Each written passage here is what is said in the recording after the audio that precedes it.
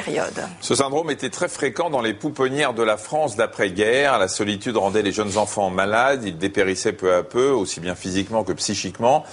L'enfant en carence affective passe par différentes étapes. Le premier mois de séparation, il va pleurer, crier, il va chercher le contact. Le deuxième mois, il dort mal, il perd du poids, sa croissance est ralentie. Et le troisième mois, il semble détaché, indifférent et ne témoigne plus aucun intérêt ni pour les personnes ni pour le monde extérieur. Alors à l'époque, la psychologie des enfants n'était franchement pas d'actualité. On pensait que le comportement de ces enfants était dû à leur hérédité, parents alcooliques, syphilitiques, ou pourquoi pas attardés de génération en génération. Ces explications ont été balayées par la découverte de l'hospitalisme, que l'on doit notamment à un psychanalyste d'origine hongroise. Retour sur ce syndrome avec Claire Perdry et Maxime Soulard. Au début des années 90, le monde entier découvrait avec effroi les orphelinats roumains. Ces enfants que l'on croyait attardés ou autistes souffraient en fait d'une pathologie bien connue des pédopsychiatres, l'hospitalisme. Alors, les symptômes les plus évidents, c'est le vide. C'est le vide, c'est la tristesse, c'est l'abattement. C'est quelque chose d'absent. La deuxième chose qui frappe, c'est ça, c'est une sorte d'activité répétitive, c'est se bercer soi-même. On n'a pas de stimulation, donc on cherche à s'auto-stimuler. Et c'est ces enfants qui se balancent interminablement, ou qui sucent leur pouce avec le regard perdu, ou qui se tirent les cheveux, ou qui même se tapent. Et c'est absolument désolant à voir. Vous voyez un enfant tout seul, un enfant absolument privé du nécessaire psychiquement vital. C'est au début des années 30, en filmant des enfants séparés brusquement de leur mère délinquante et placés dans la pouponnière d'une prison, qu'un psychanalyste d'origine hongroise, René Spitz, identifie le premier ce syndrome. Là où Spitz a été révolutionnaire, c'est d'abord d'utiliser le cinéma, regarder, d'observer, de ne pas interpréter les choses comme le faisaient ses collègues en disant « voilà, cet enfant est triste parce que il envie la grossesse de sa mère ou il est dans tel ou tel conflit ». Il a dit « mais regardons ce que nous avons sous les yeux. Cet enfant a une maladie et cette maladie, c'est la maladie de la séparation. » C'est ce que dit Spitz en toutes lettres. En France, dès les années 40, des psychanalystes et des pédiatres s'intéressent à leur tour à ces enfants malades de séparation et pointent les carences des institutions. Que ce soit Jenny Aubry, mais que ce soit Myriam David, Geneviève Appel ou d'autres pionnières, ce sont elles qui ont dit voilà ce que ça donne ces effets-là. Voilà ce que c'est une pouponnière. Et voilà ce qui se passe chez ces bébés quand on les laisse seuls avec des gens qui s'en occupent de façon un peu automatique, sans un lien privilégié d'attachement. Une des choses par exemple, c'est les enfants qui ont le syndrome du train d'atterrissage, qui montent les jambes au lieu de les poser. Ça, c'était quelque chose qu'on observait dans les pouponnières, ce genre de choses. Donc des retards psychomoteurs, des choses importantes, parce qu'au fond, l'enfant n'a pas été accompagné dans une démarche d'exploration, n'a pas été soutenu. Et pour faire ça, il faut être soutenu dans une relation. Problèmes de croissance, retards intellectuels parfois irréversibles, les conséquences dramatiques de l'hospitalisme vont provoquer un changement radical dans la pratique de la pédiatrie. Elle prendra désormais en compte la psychologie du bébé et son besoin vital d'affection. Après, les psychologues, les scientifiques ont étudié ce syndrome. Ce qui est rassurant, c'est qu'ils ont découvert que l'hospitalisme était réversible. Quand l'enfant retrouve une stabilité affective, il va mieux. Mais il faut ajouter tout de même un bémol. Tout dépend de l'âge du bébé. Des périodes sont très sensibles pour le bon développement de l'enfant.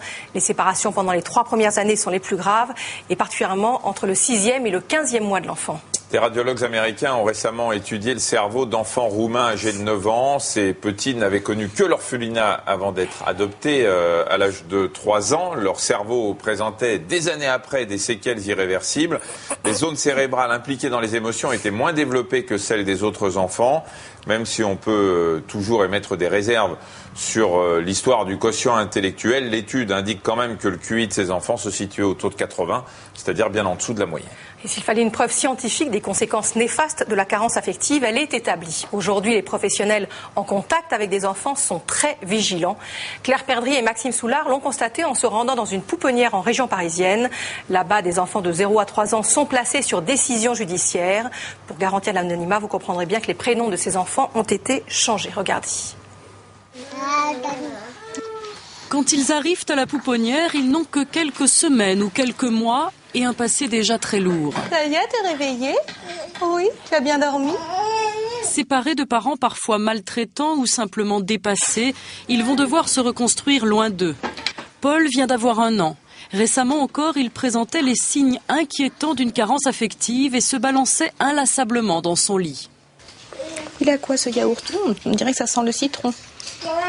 C'est un enfant qui manifeste certaines angoisses selon les situations qu'il peut vivre. Et puis, c'est un enfant qui est surprenant, quoi. Il a beaucoup évolué en peu de temps. C'est aussi le fait de lui avoir apporté les soins que nous lui avons donnés qui a fait qu'il a pu petit à petit se construire et puis prendre confiance en lui. Hein, voilà. Pour la plupart des soins, c'est Martine qui va s'occuper de Paul, car pour ces enfants fragiles, passer de bras en bras est un nouveau traumatisme.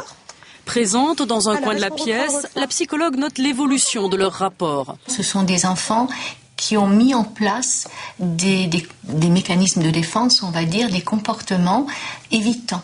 C'est-à-dire qu'ils vont se protéger de la relation parce que la relation peut être extrêmement angoissante, parce qu'ils ont déjà vécu des ruptures, des discontinuités qui les ont échaudés, et il faut toute la patience et toute la ténacité des auxiliaires et toute l'attention qu'elles peuvent avoir pour que petit à petit l'enfant accepte de se laisser approcher et accepte de faire confiance.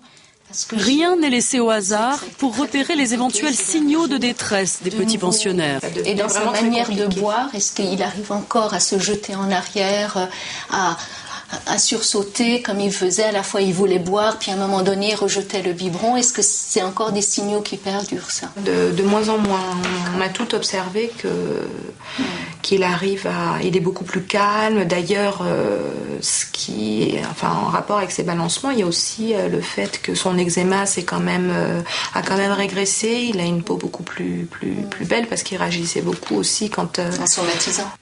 Toute son histoire à la pouponnière, qui peut durer de quelques mois à 2 ans, est consignée dans un cahier que l'enfant emportera avec lui pour que cette période ne soit jamais un vide ou un tabou. On a des photos également des parents pour que plus tard cet enfant sache que pendant tout son séjour à la pouponnière, ses parents sont restés présents, qu'ils n'ont pas pu s'en occuper au quotidien pour différentes raisons, mais que bien qu'il ait été séparé de ses parents, eux sont restés présents dans sa vie tout au long de son séjour. Les visites des parents sont encouragées et même si plus de la moitié des enfants seront placés en famille d'accueil et ne retourneront pas chez eux, le lien n'aura jamais vraiment été coupé. T'as mis le beau pyjama et le beau body de maman? C'est des vêtements que ta maman a portés pour toi? Oui. Martine ne remplacera jamais la maman des enfants dont elle s'occupe, mais elle sera la figure d'attachement dont ils ont besoin pour grandir sans être malades de la séparation, victimes du syndrome d'hospitalisme. Alors aujourd'hui, on sait qu'il est indispensable d'expliquer à un enfant les raisons et la durée d'une séparation, et ce même à un nouveau-né. Et heureusement, l'hospitalisme se fait plus rare. Et c'est parce que les structures médicales ou sociales prennent en compte l'importance de l'attachement, notamment dans la relation mère-enfant, et font tout pour amoindrir le sentiment de manque ou d'abandon.